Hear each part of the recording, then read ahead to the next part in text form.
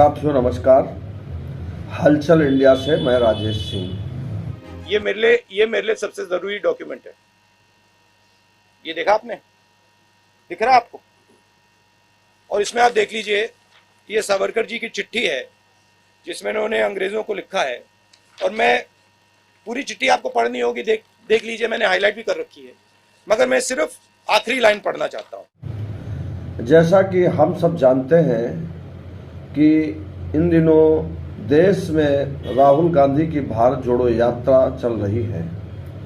देश में धर्म के नाम पर जो नफरत फैलाई गई है उसके पीछे तय रूप से आरएसएस और भारतीय जनता पार्टी सहित उसके बहुत सारे आनुषंगिक संगठनों की महत्वपूर्ण भूमिका है। अंग्रेजी में लिखी है तो मैं अंग्रेजी में बोल देता हूं। I beg to remain sir your most obedient servant V D. Savarkar. Hindi में ट्रांसलेशन कर देता हूं। सर, मैं आपका नौकर रहना चाहता हूं। ये मैंने नहीं लिखा, ये सावरकर जी ने लिखा है। तो इसको आप पढ़ लीजिए, देख लीजिए। अगर फडणवीस जी देखना चाहते हैं इसको, वो भी देख लें। देश आज विभाजन की कगार पर खड़ा है, समाज टुकड़ों में बटा हुआ है। इसकी जिम्मेदारी आरएसएस पर है, जिसे समय समय पर देश का प्रबुद्ध वर्ग लिखता, बताता और कहता आया है। लेकिन किसी राजनीतिक दल ने अभी तक ऐसा नहीं किया, क्योंकि आरएसएस इस समय देश का सबसे बड़ा संगठन है। और सबसे बड़ी बात तो ये है कि वह देश के बहुसंख्यक आबादी जो हिंदू है उनकी भावनाओं को उभार कर, उन्हें भड़का कर, उनके प्रतीकों को हथियार बनाकर हिंदू मुस्लिम के नाम पर राजनीतिक सफर तय करते हुए शीर्ष सत्ता तक आ पहुंचे हैं।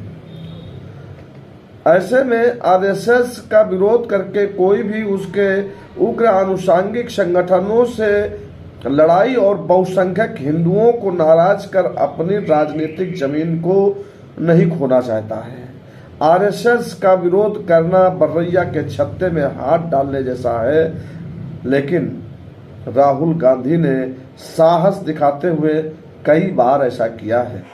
मुझे कहते हैं सही बात बोलने के लिए माफी बोलूं, माफी मांगूं।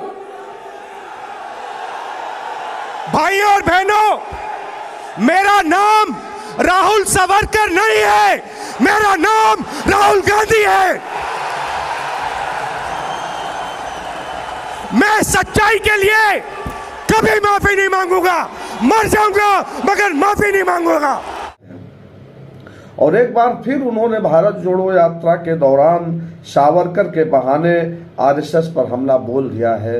दादी इंदिरा गांधी और पिता राजीव गांधी की हत्या के बावजूद भी उन्होंने जिस तरह निडर होकर देश को बचाने के लिए खुले तौर पर कट्टर हिंदुत्व के नाम पर नफरत और बंटवारे की राजनीति करने वाली भाजपा के पीछे खड़े आरएसएस को सीधे ललकारा है, तो अब ये देखना है ये है कि देश उनकी इस बात को, इस यात्रा को, इस जंग को, लड़ाई को में किसके साथ खड़ा होता है। ये तो अभी नहीं, कुछ दिनों, कुछ सालों बाद मालूम होगा, भविष्य बताएगा। तो आज के लिए इतना ही।